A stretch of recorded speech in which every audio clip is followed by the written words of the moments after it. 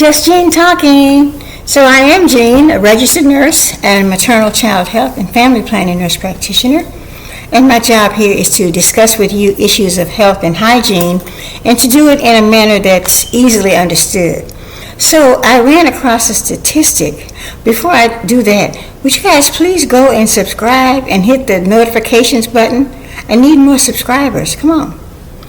I ran across a statistic that only 1 in 4 black women will ever marry in their lifetime. I thought, wow, that's incredible.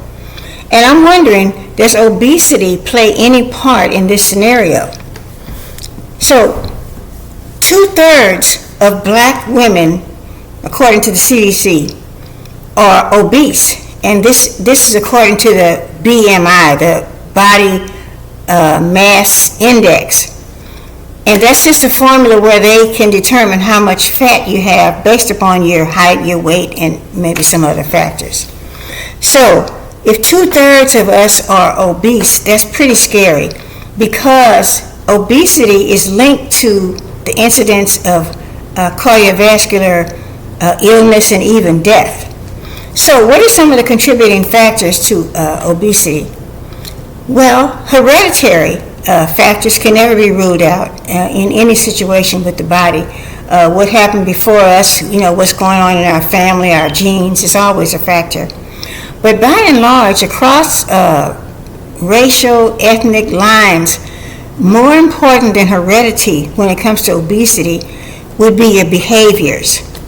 And black women are highly susceptible to cultural, psychosocial, environmental factors that all lead to increased incidence of obesity. I can give you an example of a cultural situation. The way we make mac and cheese. We have watched our mom and our grandmother make mac and cheese, and we've learned from them. And they got to have real butter, they got to have a certain amount of this kind of cheese, a certain amount of that kind of cheese, they got to have a can of carnation milk. They may even have to have a heavy cream. And then there's the salt and the other spices that go into the mac and cheese. So we perpetuate that tendency, that habit of how we cook. And that's a cultural thing that we kind of have to get rid of if we want to get rid of the incidence of obesity. An environmental factor would be the fact that we never grew up around tennis courts. We didn't have anybody that had a swimming pool. We were not around a public pool. And our parents did not have memberships to gyms. So those are things that we simply are not tuned in to doing. So these are all factors that lead to our high incidence of weight gain. So if black women have the highest incidence of obesity, we've got a high incidence of diabetes, of hypertension, cardiovascular disease. On which came first? I mean, it's a really intense and an issue that really has to be studied. There's not been a lot of data to determine exactly why black women are so susceptible to so many issues regarding hypertension and obesity. So when we look at pregnancy, for example, when we're pregnant, we just tend to eat whatever we want to eat because our social support system tells us it's okay.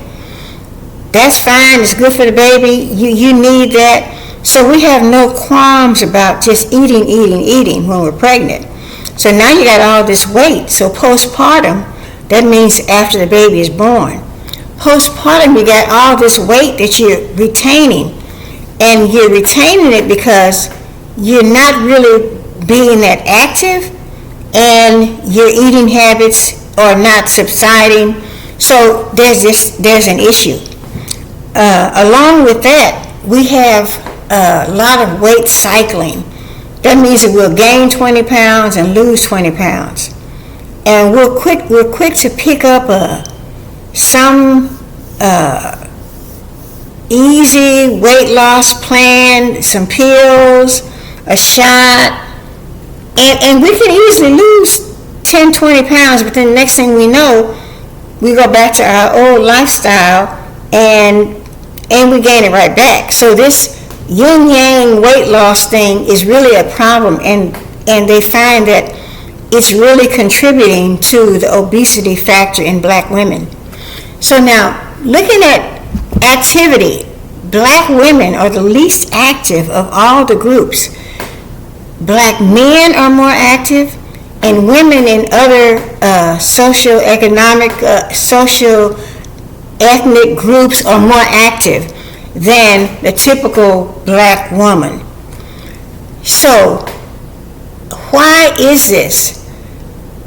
A lot of times, as I said, we're not accustomed to the lifestyles that contributes to exercise, because we just were not brought up that way. But one of the things that they have found that hinders black women from becoming active is their hair. They don't want to get their hair wet. They don't want to sweat. They don't want their curls to be ruined. It has become a real factor in the fact that black women do not exercise. We got to get rid of that.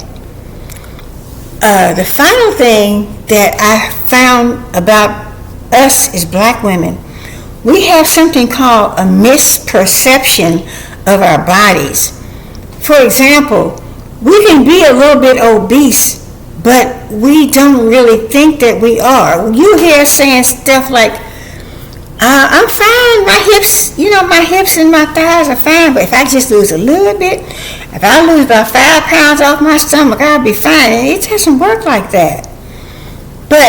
And then you'll hear one black woman say to another black woman, Sarah, make sure you don't lose too much weight now. You really falling off a little bit too much now. You need to kind of watch yourself. So it's okay in certain black circles to maintain, to have this excess weight.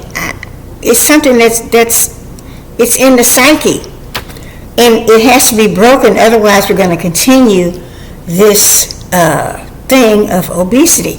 So, thinking about the question, is obesity a factor in the fact that only 1 in 4 women will ever marry? I told you, black men are exercising more and more. So that means in their head, they're thinking physical fitness. So what are they looking for in a woman? So to answer the question, I'm going to leave it on the table and let you guys decide. I'm just a messenger. Subscribe, like, help a sister out. Thank you.